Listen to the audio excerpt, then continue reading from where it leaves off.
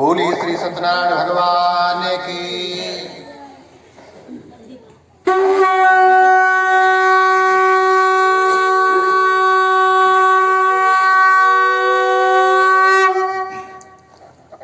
प्रथमो अध्यायः।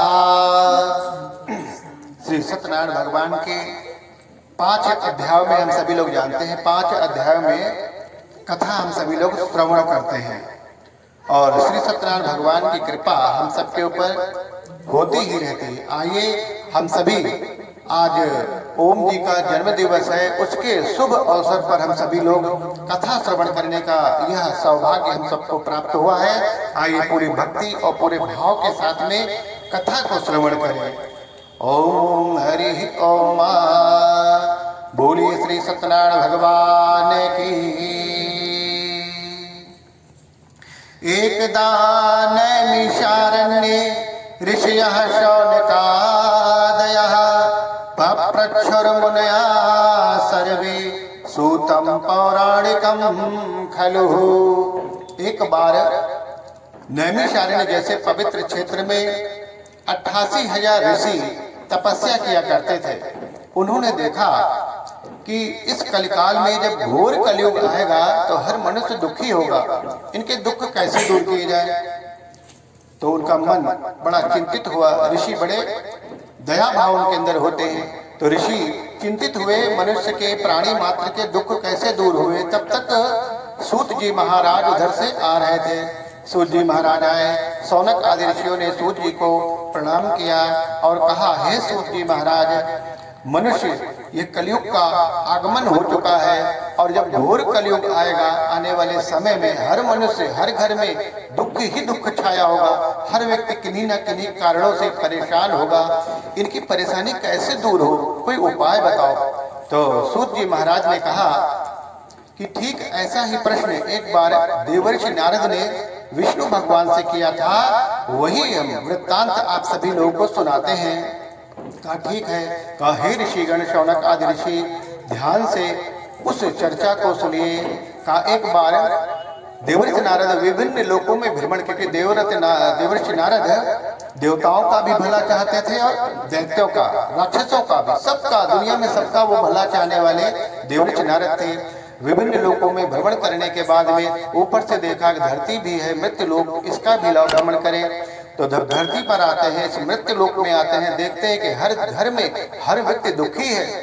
कहा, अरे जिधर जाओ उधर हर जगह व्यक्ति दुख ही दुख प्राप्त कर रहा है। उनका भी मन व्याकुल हुआ। तो देवर्षि नारद ने कहा कि अरे आज तो मनुष्य सब दुख प्राप्त कर रहे हैं, इसका उपाय कहाँ ढूंढे। तो उनके दिमाग में आया, इसका तो उपाय तो एक ही व्यक्ति ढूंढ सकता है, जो स्वयं नारायण है।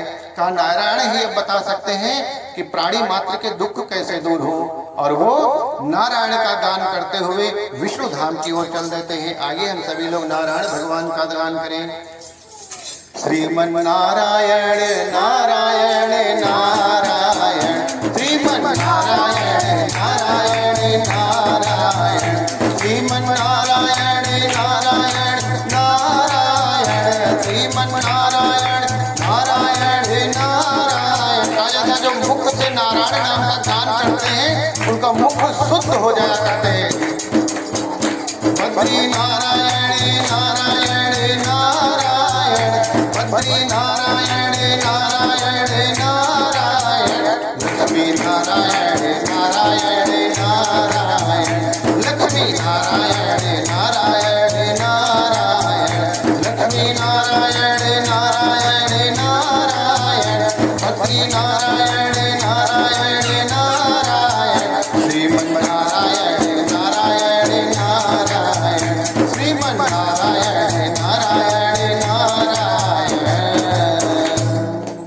नारायण नारायण का उद्घोष करते हुए देवर्षि नारद विष्णु लोक प्रस्थान करते हैं और विष्णु लोक पहुंचकर विष्णु भगवान को प्रणाम करते हैं और कहते हैं कि हे विष्णु भगवान, इस धरती पर मृत्यु लोक में हर व्यक्ति दुखी है। का कैसा दुख। का कोई तन दुखी, कोई मन दुखी, कोई धन बिन रहत उदास, और थोड़ा थोड़ा सब दुखी। का हर व्यक्ति दुखी है। किसी के पास बहुत सारा धन है लेकिन शरीर उसका परेशान, रोगी है। किसी का शरीर तो बढ़िया है, हष्ट-पुष्ट है, लेकिन धन का अभाव है, उससे दुखी है। किसी के पास धन भी बहुत है और शरीर भी हट्टा-कट्टा है, लेकिन मन से वो बीमार है, मन से दुखी है। आज का मानव थोड़ा थोड़ा सभी दुखी है। का सुखी कौन? सुखी राम का दास। का जो भगवान का जो भजन करने वाले हैं वही सुखी है। जैसे हनुमान जी राम का नाम लेते थे और राम काज करिबो को आतो, राम का काज भी करते थे। कहा भगवान का जो नाम लेंगे और साथ में भगवान का जो काम करेंगे, आज इस कलयुग में वही सुखी होंगे। कहा हे विष्णु भगवान, कोई उपाय बताओ। कहा एक उपाय है। कहा कौन सा? कहा सत्यनारायण भगवान, जो विष्णु रूप में सत्यनारायण भगवान का ध्यान करता है और श्री सत्यनारायण भगवान की शरण में आ जाता है, उसके समस्त दुख दूर हो जाते हैं। कहा अच्छा, कहा इसका कोई विधि विधान होगा? कहा कोई विधि विधान हो तो वो भी आप बता दीजिए। सत्यनारायण कहा किम फलम किम विधानम चा कृतम केनैव तद्व्रतम तत्सर्वं विस्तराद ब्रूहि कदा कार्यव्रतम प्रभु। का हे विष्णु भगवान, ये सत्यनारायण भगवान का लाभ प्राप्त करने के लिए इसका फल क्या है, इसका विधान क्या है और इसको किसने किसने किया है? कहा इसका फल समस्त मनोकामनाओं को पूरा करने वाला है, समस्त दुखों को दूर करने वाला है और धन धान्य की वृद्धि करता है, संतान की प्राप्ति कराने वाला है और पाप मुक्त कराने वाला है। ये इसका फल है। और कहा इसका विधान क्या है? कहा केला का पत्ता, फल, मिष्ठान, दूध, दही, शहद, इनसे अभिषेक करो और गेहूं के आटे का सवाया बनाकर पंजीरी इत्यादि लगाकर भगवान सत्यनारायण भगवान को भोग लगाओ और योग्य ब्राह्मण के माध्यम से श्री सत्यनारायण भगवान की कथा को श्रवण करो और तदुपरांत कथा के बाद में भगवान सत्यनारायण भगवान का प्रसाद ग्रहण करो और इससे भगवान प्रसन्न होते हैं और हर प्रकार मनोवांछित फल प्रदान करते हैं। का ये तो हो गया फल, ये विधान जो इस कथा के माध्यम से जिनके जीवन बदल गया वो आगे की कथा में बताते हैं।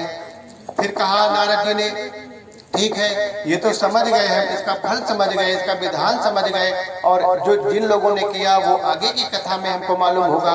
तो इसका कोई मुहूर्त भी तो होगा, जैसे विवाह का मुहूर्त निकाला जाता है, गृह प्रवेश का, वास्तु शांति का मुहूर्त देखा जाता है। हे विष्णु भगवान, सत्यनारायण भगवान की कथा या व्रत कथा श्रवण करने का कोई मुहूर्त होगा तो वो भी बता दो। तो भगवान कहते हैं जब याद आपकी आती है मैं तेरे दर पर आता हूँ। जब याद आपकी आती है मैं तेरे दर पर आता हूँ, मैं तेरे दर पर आता हूँ। अपने सुख दुख की है ठाकुर, अपने सुख दुख की है ठाकुर, मैं रो रो तुम्हें सुनाता हूँ। जब याद आपकी आती है मैं तेरे दर पर आता हूँ। जब याद आपकी आती है मैं तेरे दर पर आता हूँ। भगवान विष्णु भगवान ने कहा जब भी हमारी याद आ जाए वही शुभ मुहूर्त है, इसका कोई मुहूर्त नहीं। सत्यनारायण भगवान की कथा श्रवण करने का कोई मुहूर्त है? कोई मुहूर्त नहीं। कहा जब हमारी याद आ जाए वही मुहूर्त है। और जैसे आज ओम जी का जन्मदिन है, मन में आया ये शुभ मुहूर्त हो गया। तो भगवान सत्यनारायण भगवान का कोई मुहूर्त नहीं है, और सबके तो मुहूर्त है, लेकिन भगवान का मुहूर्त विष्णु रूप में जो भगवान को श्रवण करते हैं, कथा श्रवण करते हैं, वही उसका शुभ मुहूर्त हो जाया करता है। कहा ठीक है, मुहूर्त भी जान गए। देवव्रत नारद ने कहा, फिर कहा इसको फल किसको ज्यादा प्राप्त होगा और किसको कम प्राप्त होगा? कहा कि जो कथा श्रवण तो बहुत लोग करते हैं, बहुत लोग पूजा पाठ करते हैं, कुछ को थोड़ा फायदा होता है, कुछ को ज्यादा फायदा होता है। तो कहा ज्यादा किसको फायदा होगा, कम किसको फायदा होगा? कहा इसमें तीन चीजें जुड़ी हुई है। कहा पहली, कथा या व्रत पूरी श्रद्धा के साथ में की जाए। दूसरी, उसमें भक्ति भी होनी चाहिए। भक्ति भाव होनी चाहिए। श्रद्धा और भक्ति के साथ में जब कथा श्रवण किया जाएगा तब तीसरी चीज सिद्धि की प्राप्ति होगी, सिद्धि की प्राप्त होगी। तो भगवान ने कहा कि सत्यनारायण भगवान की कथा पूरी श्रद्धा और भक्ति के साथ में जो श्रवण करते हैं उन्हीं को सिद्धि प्राप्त होती है। कहा ठीक है भगवान, ये आज हम सारा विधान आपसे विधि विधान समझ गए, कैसे कैसे करना है सब कुछ जान गए। हे नारद, सारा विधि विधान समझ चुके हो, तुम जान चुके हो, अब जाओ इस मृत्यु लोक में जाओ और सबको बता दो जाकर कि इस कलिकाल में, इस कलयुग में एक ही ऐसा व्रत है, एक ही ऐसा तप है जिसको करने से समस्त दुख दूर हो जाएंगे, समस्त पाप दूर हो जाएंगे, धन धान की वृद्धि होगी और संतान की प्राप्ति होगी। और नारद जी धरती पर आ जाते हैं और इस व्रत का प्रचार करने लगते हैं, सभी मानव जीवन का कल्याण होगा। बोलिए श्री सत्यनारायण भगवान की। प्रथमो अध्यायः द्वितीयो अध्यायः। प्रथम अध्याय में सभी लोगों ने सुना। अब द्वितीय अध्याय में सूत जी महाराज कहते हैं, तो कहते हैं कि हे ऋषिगण, ध्यान पूर्वक सावधान मुद्रा में बैठ जाओ, अब आगे की कथा कहते हैं। तो कहा ठीक है। तो कहा अथान्येन प्रवक्ष्यामि कृतं येन पुरा द्विजा कश्चित् काशीपुरे रम्ये यासीद विप्रोति निर्धनः। का काशीपुर में एक निर्धन ब्राह्मण था, बहुत गरीब था, गरीब ही नहीं दरिद्र ब्राह्मण था। उसका नाम क्या था? सदानंद ब्राह्मण। सदानंद ब्राह्मण बहुत गरीब था, दरिद्र था, काशी जैसे विद्वानों की नगरी में रहता था। उसको और भगवान की भक्ति भी करता था, भगवान की पूजा भी करता था। लेकिन वो भक्ति कैसी थी कि ब्राह्मण कुल में, कहा सबसे बड़ा इस धरती पर कौन सा कुल? ब्राह्मण कुल है। भगवान तक पहुंचाने वाला कौन? ब्राह्मण है। लेकिन ब्राह्मण कुल में सदानंद का जन्म तो हुआ, लेकिन वो ब्राह्मणत्व से विमुख था। पूजा पाठ तो करता था, लेकिन उसका पुण्य, उसका लाभ उसको प्राप्त नहीं होता था। और इतनी स्थिति उसकी गड़बड़ हो गई कि गरीब हो गया। और इतना गरीब, कोई उसको ना दान दे ना कोई भीख दे, भीख मांगने से भी उसको भिक्षा नहीं मिलती थी। तो भगवान सुनते रहते हैं। सदानंद भगवान कहते हैं कि हे भगवान, हम आपकी बहुत पूजा उपासना करते हैं, हृदय की करुण कराह आप तक हम पहुंचा रहे हैं, आप आइए और हमारा उद्धार करिए। सदानंद भगवान के सदानंद चिल्लाने लगते हैं ब्राह्मण कि आ जाओ भगवान, सब तुम्हारा भक्त सदानंद बहुत दुखी है, दरिद्र ब्राह्मण है, गरीब है, काशी जैसे विद्वानों की नगरी में रहता है, लेकिन फिर भी वो गरीब है। कहता है सदानंद ब्राह्मण कहते हैं, सुन लो दास पुकार भगवन, सुन लो दास पुकार भगवन, आ जाओ एक बार, आ जाओ एक बार भगवन, आ जाओ एक बार। सदानंद ब्राह्मण भगवान को पुकार रहे हैं, हे भगवान आ जाओ, अपने भक्त पर कृपा करो।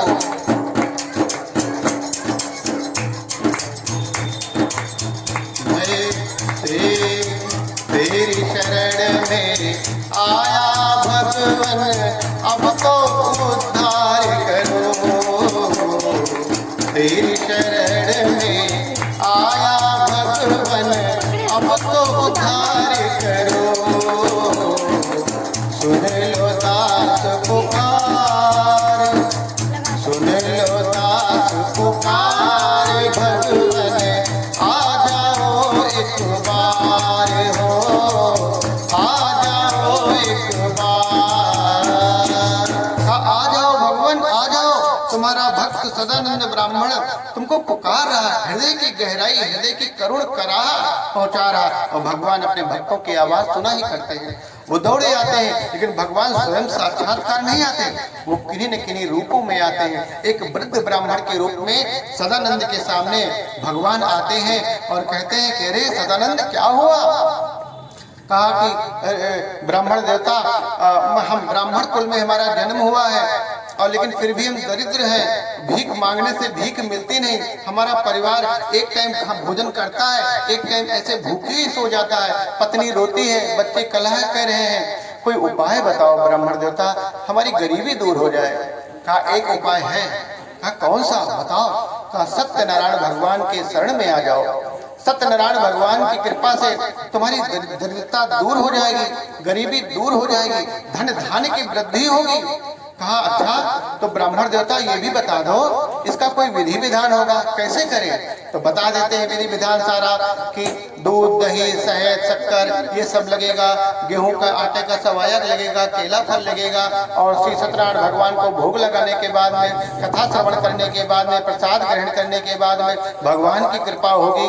सदानंद भगवान पूरा विधि विधान समझ जाते हैं और कहा ठीक है कल प्रातः काल ही हम ये सत्यनारायण भगवान के हम व्रत करेंगे, कथा श्रवण करेंगे, योग्य ब्राह्मण को बुलाकर कथा श्रवण करेंगे। कहा ठीक है। और वो ब्राह्मण देवता अंतर ध्यान हो जाते हैं और सदानंद भगवान सदानंद ब्राह्मण घर पहुंचते नींद नहीं आती है कि कल हमको अनुष्ठान करना है, श्री सत्यनारायण भगवान का व्रत करना है, उनकी कथा श्रवण करना है, ब्राह्मण देवताओं को बुलाना है, और इतना सब होगा, खर्चा होगा, हमारे पास पैसे तो है नहीं, इतनी गरीबी है, भीख मांगने से भीख नहीं मिलती है, कैसे क्या होगा। लेकिन उन्होंने सदानंद ब्राह्मण ने संकल्प कर लिया कि हे सदानंद भगवान, हे श्री सत्यनारायण भगवान, सब आपकी ही लीला होनी है, आपकी ही कृपा से ये व्रत हो पाएगा, ये कथा श्रवण कर पाएंगे। घर पहुंचते हैं रात भर नींद नहीं आती है, हमारे चिंता में कि कल हमको सत्यनारायण भगवान की कथा श्रवण करना, हमारे पास कुछ भी नहीं है। प्रातः काल होता है और सदानंद ब्राह्मण स्नान इत्यादि करने के बाद में संकल्प करते हैं सत्यनारायण भगवान का व्रत का, और सायंकालीन बेला में श्री सत्यनारायण भगवान की कथा को श्रवण करना है। और वो चल देते हैं, फिर से भिक्षा मांगने के लिए, कथा श्रवण करनी है, पंडित को दक्षिणा देनी है, केला फल इत्यादि हर व्यवस्था करनी है, और चल देते हैं भगवान का नाम लेते हुए। श्री कृष्ण गोविंद हरे मुरारी, हे नाथ नारायण वासुदेवा। श्री कृष्ण गोविंद हरे मुरारी, हे नाथ नारायण वासुदेवा, हे नाथ नारायण वासुदेवा, हे नाथ नारायण वासुदेवा। श्री कृष्ण गोविंद हरे मुरारी, हे नाथ नारायण वासुदेवा। एक सेठ जी देखते हैं, अरे सदानंद इतनी भक्ति में कहाँ जा रहे हो भगवान का भजन करते हुए? और सदानंद कहते हैं कि हे सेठ जी, हमारा सत्यनारायण भगवान का व्रत है और सायंकालीन हमको कथा सुननी है, हमारे पास कुछ है नहीं। अरे भगवान की इतनी भक्ति में तुम भजन कर रहे हो, पूजा कर रहे हो, अरे जो क्या क्या लगेगा पूजा में बताओ हमको। का घी दूध दही शक्कर शहद ये सब लगेगा, फल फूल मिष्ठान लगेगा, भगवान को भोग लगाना है। कहा कोई बात नहीं, हम तुम्हारी व्यवस्था करते हैं। उनको दान दे देते हैं और दान ले लेते हैं। सदानंद बहुत खुश होते हैं और फिर सदानंद आगे चल देते हैं भगवान का भजन करते हुए। गोविंद बोलो हरि गोपाल बोलो, गोविंद बोलो हरि गोपाल बोलो, राधा रमण हरि गोविंद बोलो, राधा रमण हरि गोविंद बोलो, गोविंद बोलो हरि गोपाल बोलो, गोविंद बोलो हरि गोपाल बोलो, राधा रमण हरि गोविंद बोलो, राधा रमण हरि गोविंद बोलो। फिर एक बड़ा साहूकार मिलता है, अरे सदानंद रुको, कहाँ जा रहे हो? इतनी भक्ति इतने करुण कराह के साथ में भगवान का भजन कर रहे हो, कहाँ जा रहे हो? कहा कुछ नहीं, भगवान श्री सत्यनारायण भगवान का आज हमारा व्रत है और सायंकाल हमको कथा सुननी है। एक सेठ जी कुछ दान दे चुके हैं, अभी कुछ बाकी है। कहा अरे सदानंद बताओ क्या क्या लगेगा? फिर दूध दही शक्कर घी ये सब शहद लगेगा, भगवान को अभिषेक करना है, कथा श्रवण करना है, पंडित जी को दक्षिणा देनी है। कहा कोई बात नहीं सदानंद, अब तुमको कहीं जाने की जरूरत नहीं है, हमारे पास बहुत सारा रुपया है, जो कुछ भी लगे ये लो, कुछ सारा धन लो, कुछ सारा सामान ये लो, और जो भी लगे कुछ कोई भी सामान की कमी पड़े तो हमको बताना, हम वो पूरी कर देंगे। सदानंद बहुत खुश होता है, घर आता है, पत्नी को देता है, पत्नी बहुत खुश हो जाती है, अरे अब तो व्रत बहुत अच्छा होगा, इतना सारा आ गया, अब तो भंडारा भी कर देंगे और गांव मोहल्ले को भी खूब सारा प्रसाद बांटेंगे, खिलाएंगे।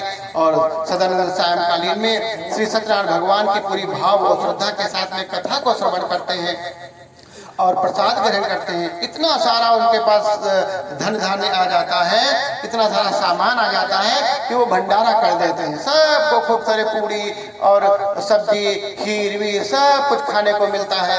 और भगवान सत्यनारायण भगवान की कृपा से और सदानंद के दिन अच्छे होने लगते हैं। कोई कुछ जमीन दान दे रहा है, कोई कुछ दान दे रहा है, और सदानंद भगवान का खूब बड़ा आश्रम बन जाता है, खूब बड़ी मकान कोठी बन जाती है, खूब सारे नौकर चाकर आ जाते हैं और खूब सारा वैभव और खुशियों वाला दिन उनका सदानंद का आ जाता है। गरीबी दूर हो जाती है। और सदानंद भगवान लेकिन पक्का था, वो भगवान का भक्त था, असली भक्त था। कहा ये भक्ति दिल से कभी दूर नहीं होगी। आप हमारे हृदय में, परमात्मा हृदय में विराजमान है। कहा हमारे हृदय में परमात्मा विराजमान है, ये कभी हमसे दूर नहीं होंगे। और पूरी भक्ति पूर्वक सदानंद ब्राह्मण भगवान का भजन करता, भगवान की कथा श्रवण करता। उसका एक मित्र था लकड़हारा, वो भी बहुत गरीब था, उसकी लकड़ियां बिकती नहीं थी। वो धीरे धीरे जा रहा, देखा सदानंद ब्राह्मण आजकल इधर आते नहीं, क्या हो गया, चलो सदानंद ब्राह्मण से मिलते हैं। और उनके गांव पहुंचता है, देखते हैं सदानंद एक व्यक्ति से पूछते हैं कि ए भाई कहाँ यहाँ सदानंद ब्राह्मण रहता था, वो नहीं दिखाई पड़ता, पहले भीख मांगने आया करता था, आजकल आते नहीं, क्या हुआ, ठीक तो है? अरे वो तो अब तो बहुत बड़े आदमी हो गए। बड़े आदमी हो गए, कहाँ मकान? वो देखो उनकी बड़ी ऊंची जो कोठी बनी है वो सदानंद ब्राह्मण की है।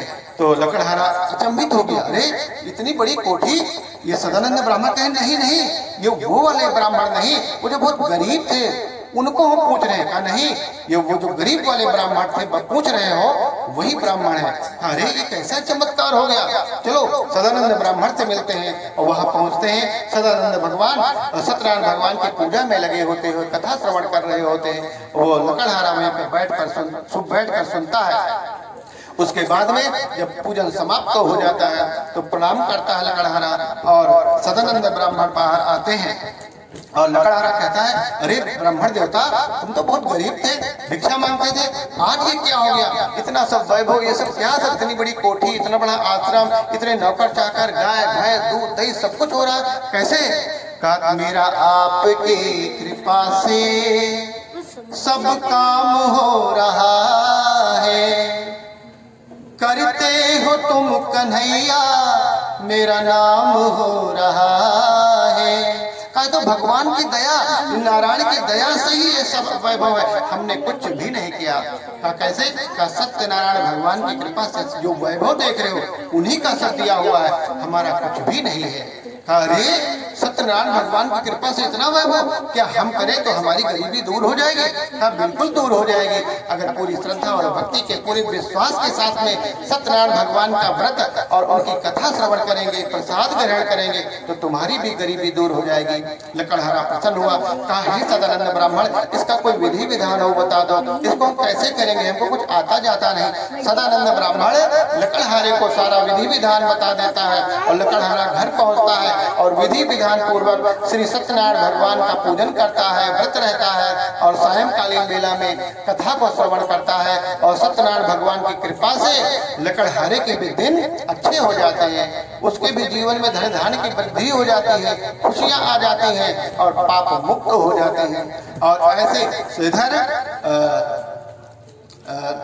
विष्णु भगवान की कृपा से, सत्यनारायण भगवान की कृपा से सदानंद का जीवन खुशियों वाला हो गया, और सत्यनारायण भगवान की कृपा से लकड़हारे का जीवन सुखी हो गया। इस प्रकार से जो कोई व्यक्ति भी श्री सत्यनारायण भगवान को पूरे भाव और पूरी श्रद्धा पूर्वक उसका व्रत करेगा, अनुष्ठान करेगा, कथा को श्रवण करेगा, योग्य ब्राह्मण के द्वारा उनके जीवन में भी हर प्रकार से धन धान्य की वृद्धि होगी, उनके जीवन से पाप दूर हो जाएंगे, कष्ट दूर हो जाएंगे, रोग दूर हो जाएंगे, संतान की प्राप्ति होगी और हर प्रकार से मनोवांछित फल प्राप्त करेगा।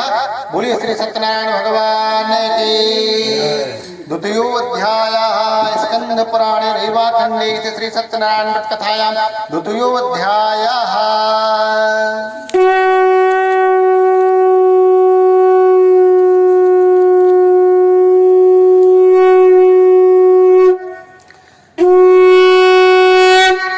तृतीय अध्याय। सूर्य ने कहा अब आगे की कथा कहते हैं। पुनरग्रे प्रवक्ष्यामि शृण्वध्वं मुनिसत्तमा, पुनः पुरा चोलकामुखो नाम पश्चामोन्महामतिः। सूत जी ने कहा कि अब आगे की कथा कहते हैं, उसे ध्यान पूर्वक हम सभी लोग सुने। का एक राजा था जिसका नाम उल्कामुख था। वो अपनी पत्नी को साथ में लेकर के भद्रशिला नदी के तट पर श्री सत्यनारायण भगवान का व्रत, उसकी कथा का आयोजन करता है। और उसी कथा में एक साधु नामक व्यापारी आता है। साधु नामक व्यापारी देखता है कि उल्कामुख राजा अपनी पत्नी के साथ में बड़े भाव से पूजन करता है। तो उस साधु वैश्य ने भी पूछा कि हे राजन, ये क्या कर रहे हैं आप? तो उल्कामुख राजा ने कहा कि हम सत्यनारायण भगवान की पूजा कर रहे हैं, सत्यनारायण भगवान की कथा को श्रवण कर रहे हैं। कहा क्यों कर रहे हो? कहा संतान की प्राप्ति के लिए। कहा अच्छा, क्या सत्यनारायण भगवान की कृपा से संतान की प्राप्ति होती है? कहा सिर्फ संतान की ही प्राप्ति नहीं होती है, ये समस्त प्रकार की मनोकामना को पूरा करती है, हर प्रकार के संकट दूर कर देती है, रोग मुक्त हो जाता है, पाप मुक्त हो जाता है, मनोवांछित फल देने वाला ये सत्यनारायण भगवान की व्रत है, ये कथा है। तो साधु वैश्य ने कहा अगर मैं ये करूं तो क्या हमारे भी कोई संतान होगी? राजन, मेरे कोई संतान नहीं है। कहा बिल्कुल संतान होगी, लेकिन पूरे विधि विधान के साथ में। कहा विधि विधान क्या है? उल्कामुख राजा ने साधु वैश्य को सारा विधि विधान बता दिया। उसका सब कुछ बताने के बाद में कहा आप समझ गए? साधु वैश्य ने कहा हाँ, पूरा का पूरा विधि विधान समझ गए, कैसे करना है, कब करना है, सब पता हो गया।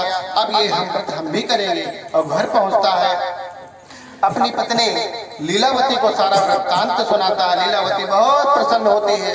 कहा अरे, सत्यनारायण भगवान की कृपा से संतान की प्राप्ति होगी, मैं व्रत जरूर करूंगी। कहा ठीक है।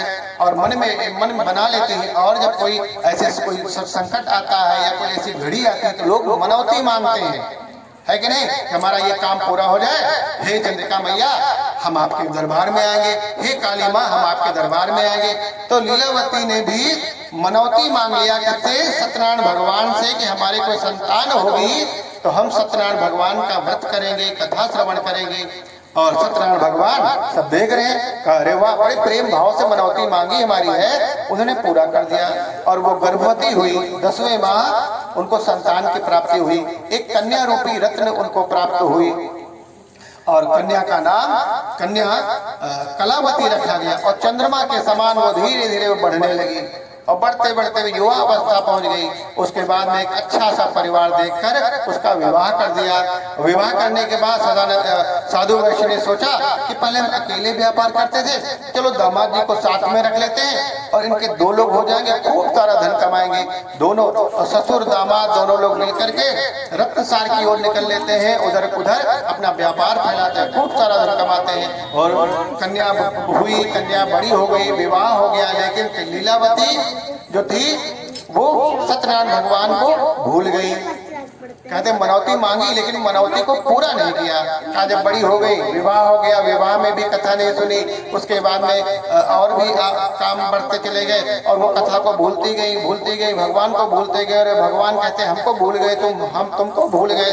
भगवान को जो भूलता है भगवान उसको भूल जाते हैं। और ऐसी उनके ऊपर संकट की घड़ी आ जाती है। कहा जाता है उसके ऊपर संकट के बादल छा जाते हैं। लीलावती कला के पति के ऊपर संकट के बादल छा गए, इधर साधु वैसे और दामाद के ऊपर संकट के बादल छा गए। लीलावती कलावती का जीवन गरीबों वाला होने लगा। उधर साधु वैसे जो दामाद थे वो खूब धन कमा रहे थे, लेकिन भगवान कहते हैं तुम भूल गए हमको, हम तुमको भूल गए। उधर से रत्नसारपुर के राज्य में चोरी हो गई और चोर जो उनके घर की ओर भगे और पीछे पीछे से सैनिक दौड़ रहे थे चोर को पकड़ने के लिए। चोर समझ गए कि अब बचेंगे नहीं।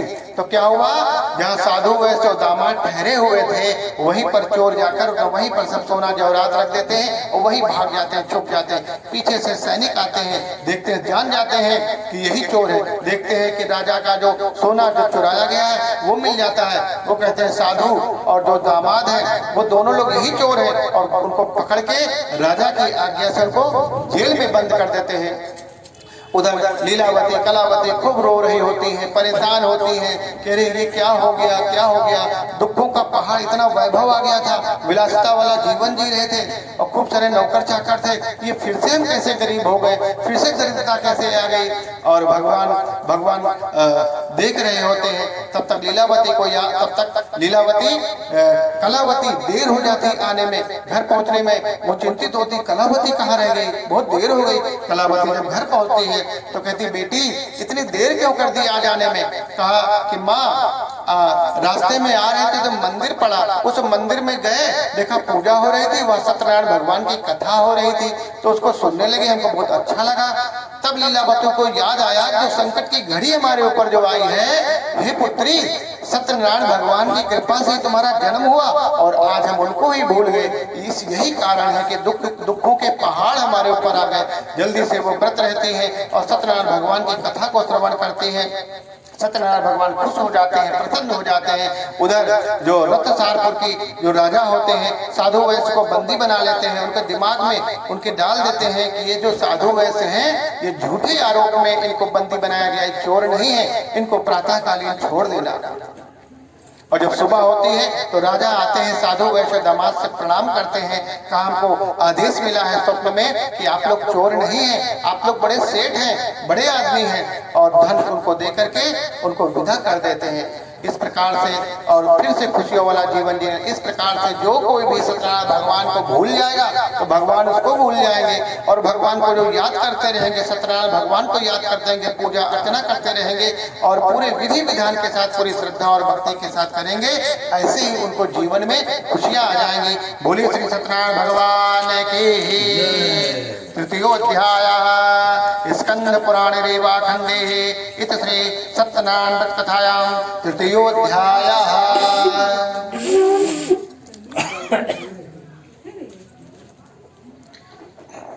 चतुर्थोऽध्यायः। सूर्य जी कहने लगे कि हे ऋषिगण, अब आगे की कथा कहते हैं, ध्यान पूर्वक सुनिए।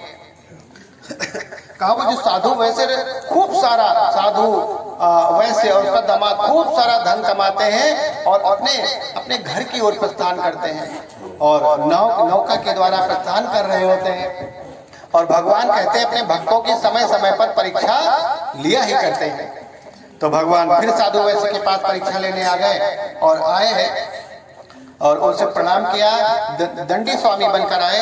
कहा हे साधु वैश्य, इस आश्रम के लिए यहाँ पर एक आश्रम बना है, वहाँ ब्रह्मचारी लोग रहते हैं, उनके लिए कुछ अगर आपके पास धन हो तो वो दे दो। तो साधु वैश्य ने कहा इन बोरियों में धन वन नहीं है, इसमें तो लता पात्रा है, जड़ी बूटियां हैं। कहा अच्छा ठीक है, जो तुम कह रहे हो वही हो जाए। और ऐसा भगवान की माया, भगवान वहाँ ब्राह्मण के रूप में वो दूर जाके अपनी साधना करने लगते हैं और साधु वैश्य का सारा धन लता पात्र बन जाता है। साधु वैश्य दामाद रोने लगते हैं, चिल्लाने लगते हैं, अरे ये क्या हो गया, ये तो सब जड़ी बूटियां हो गई, ये तो घास कूड़ा हो गया, अब ये क्या हो गया। तब दामाद बुद्धिजीवी था। दामाद ने कहा कि आपके और हमारे मन में मैल है, और जहाँ मैल होगा वहाँ भगवान नहीं आते। भगवान कहाँ आते हैं, जहाँ पवित्रता होती है, पवित्र जगह होती है। देखो भगवान की पूजा होने जा रही, चलो स्नान कर लो, आचमन कर लिया, पवित्रीकरण कर लिया। क्यों? कि भगवान पवित्रता प्रिय है, भगवान पवित्र व्यक्ति को पसंद करते हैं। तो हमारे अंदर मैल है, इसीलिए भगवान तो आए थे लेकिन वो चले गए। हमने आंगन नहीं बुहारा, हमने आंगन नहीं बुहारा, कैसे आएंगे भगवान, कैसे आएंगे भगवान। हमने आंगन नहीं बुहारा, हमने आंगन नहीं बुहारा, कैसे आएंगे भगवान, कैसे आएंगे मेरा।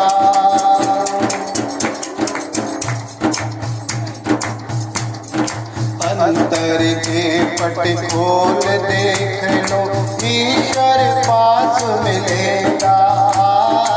अंतर के पट खोल देख लो, ईश्वर पास मिलेगा। हर प्राणी में ही परमेश्वर का वास मिलेगा।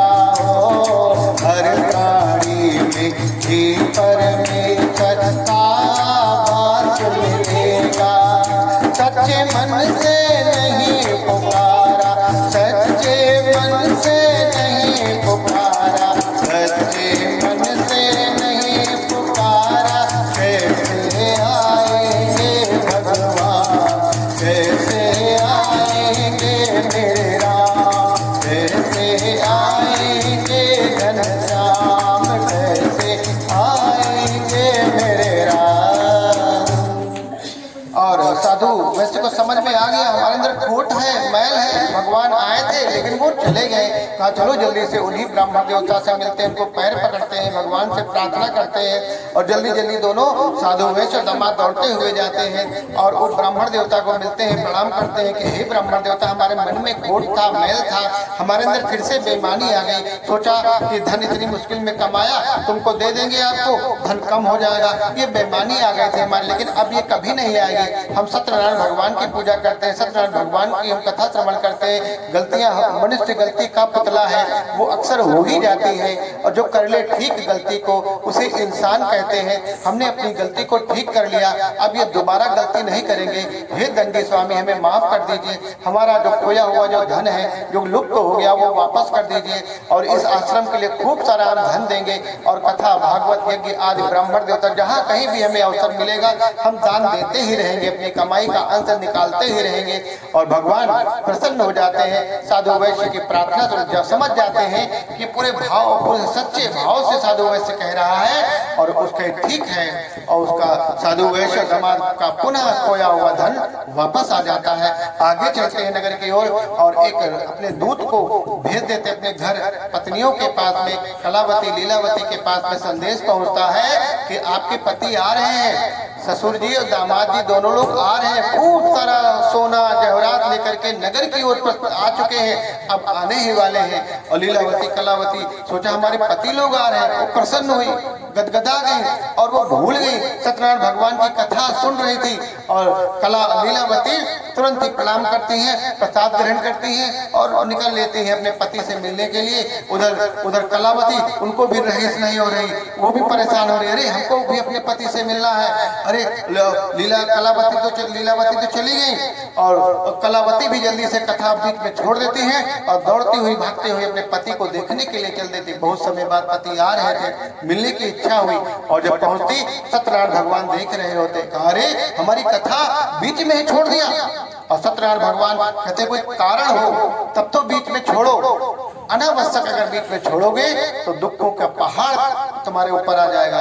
और सत्यनारायण भगवान रुष्ट हो जाते हैं और जब साधु वैश्य दामाद के पास पहुंचते हैं दोनों लोग, तो दोनों लोग साधु वैश्य दामाद दोनों लोग अंतर ध्यान हो जाते हैं, कोई दिखाई नहीं, गायब हो जाते हैं। और लीलावती कलावती पहुंचते हैं, रोने लगते हैं, अरे हमारे पति लोग कहाँ गायब हो गए, अरे अदृश्य हो गए। आकाशवाणी होती है कि हे लीलावती कलावती, तुमने कथा को बीच में तुम छोड़कर आई हो, प्रसाद भी हमारा नहीं ग्रहण किया, यही कारण है, जाओ पुनः कथा पूरी जो छोड़ के आई हो पूरी कथा श्रवण करो, प्रसाद को ग्रहण करो और वापस आओगे, साधु वैश्य दामाद तुम्हारे पति लोग मिल जाएंगे। तुरंत दौड़ के आती है कलावती और कथा श्रवण करती हैं, चरणामृत ग्रहण करती हैं, प्रसाद को ग्रहण करती हैं और पुनः आती हैं तो फिर साधु वैश्य दामाद दोनों मिल जाते हैं। जो अदृश्य है फिर से आ जाती है, भगवान की दया भगवान की कृपा से वो फिर से आ जाते हैं। और साधु वैश्य और दामाद और पति पत्नी दोनों लीलावती कलावती सब और उनके साथ में जो सैनिक जो थे उनके दूत थे सब साथ में घर की ओर प्रस्थान करते हैं और घर पहुंचकर खूब बढ़िया चौमुखा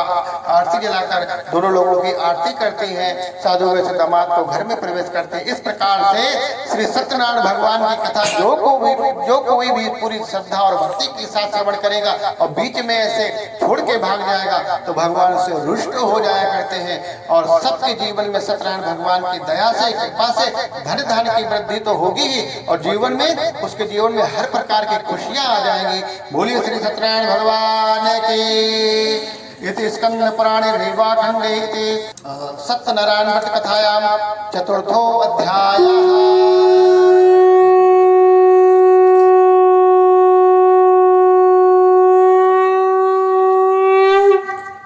अब सूत जी कहते हैं अब 5वें अध्याय में प्रवेश करते हैं।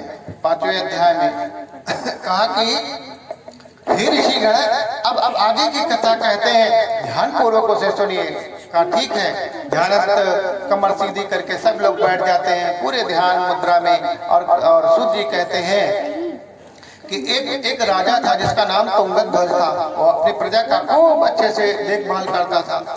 एक दिन वो शिकार के लिए जंगल जाता है, जंगल में शिकार करता है। वापसी में जब आ रहा होता है तो बीच रास्ते में उसको कुछ लोग सत्यनारायण भगवान की कथा का आयोजन चल रहा होता है। जो गोप वाला जो गैया भैंसी चराने वाले लोग हैं वो भगवान की कथा का आयोजन कर रहे होते हैं। और सब लोग देखते हैं, अरे राजा साहब आ रहे हैं अपने राज्य के। सब लोग प्रणाम करते हैं, हे राजा साहब आप आइए, यहाँ हम सभी लोग श्री सत्यनारायण भगवान की कथा का आयोजन कर रहे हैं, आप भी उसमें आइए। राजा ने देखा, अरे ये तो नीच कुल के भैया भैंसी चराने वाले हैं, इनके साथ बैठेंगे, हम इतने बड़े राजा हैं, इनके साथ बैठे हमारी बेइज्जती होगी।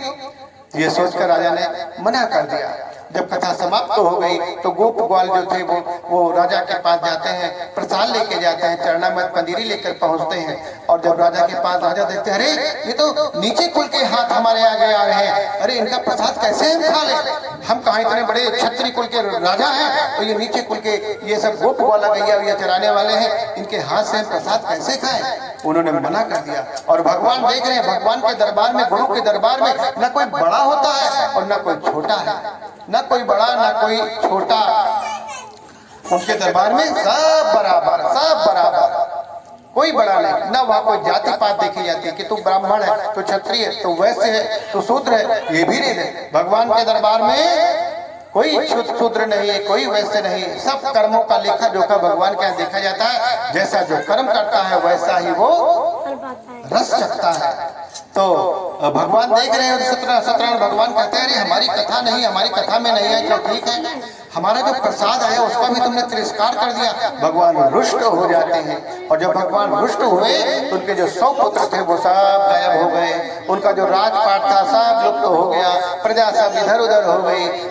और राजा जब जाते हैं कहते, अरे हमारा राजपाट कहाँ चला गया, हमारे 100 पुत्र कहाँ चले गए, हमारा धन कहाँ चला गया, रोने बिलखने लगते हैं। लेकिन जो तुंगत ध्वज राजा था वो बुद्धिमान था, वो समझ गया कि ये सत्यनारायण भगवान के क्रोध का भाजन बने हैं और उनके क्रोध के कारण ये सब कुछ नष्ट हो गया। और कहते हैं इसका समाधान तो वो गोप ग्वाला जो नीच कुल में है वही करेंगे। उन्हीं के पास जाते हैं, प्रणाम करते हैं, उनके कहा ये हमारे जो दुख है कैसे दूर होंगे, कहा ये गोप ग्वाला ही करेंगे। कहते छोटी छोटी गैया छोटे छोटे ग्वाल, छोटो सो मेरो मदन गोपाल, छोटी छोटी गैया छोटे छोटे ग्वाल, छोटो सो मेरो मदन गोपाल, छोटी छोटी गैया छोटे छोटे ग्वाल।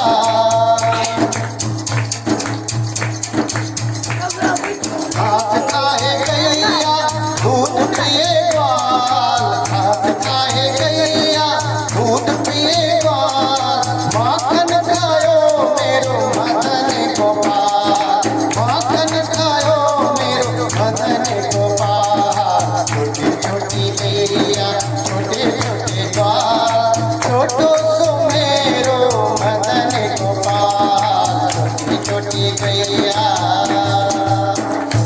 यही गोप ग्वाला है जो अब हमारा उद्धार करेंगे, हमारे 100 पुत्र, हमारा राजपाट यही लोग वापस दिलाएंगे। और जाते हैं, प्रणाम करते हैं, हे गोपगण, सत्यनारायण भगवान की प्रसाद का हमने अवहेलना किया, उनके क्रोध का भाजन बन गए।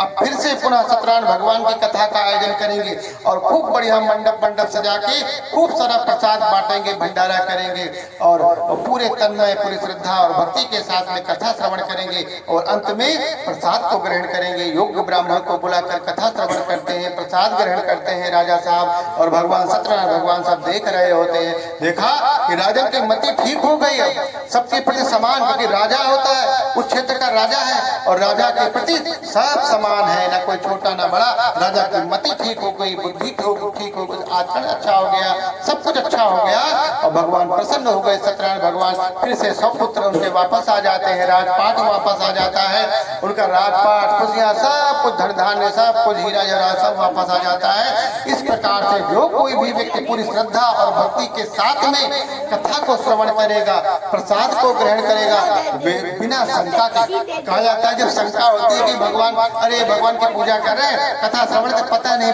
फल मिलेगा कि नहीं मिलेगा, उनको तो मिलेगा नहीं, मिलेगा तो थोड़ा बहुत मिलेगा, लेकिन यही सोच कर जो भगवान की कथा श्रवण करेगा कि भगवान की कथा को श्रवण करेंगे, हमको भगवान हर प्रकार से धन धान्य की वृद्धि कर देंगे, हमारे जीवन के कष्ट दूर हो जाएंगे, हमारे अंदर हमारे जो पाप है वो पाप मुक्त हो जाएंगे, हमारे जीवन में पुनः खुशियां आ जाएंगी। ये सोचकर जो कथा श्रवण करता है उसके जीवन में हर प्रकार से खुशियां आ जाती हैं। बोलिए श्री सत्यनारायण भगवान की। स्कंद पुराण रेवा खंडे इत श्री सत्यनारायण कथायां पंचमोध्यायः।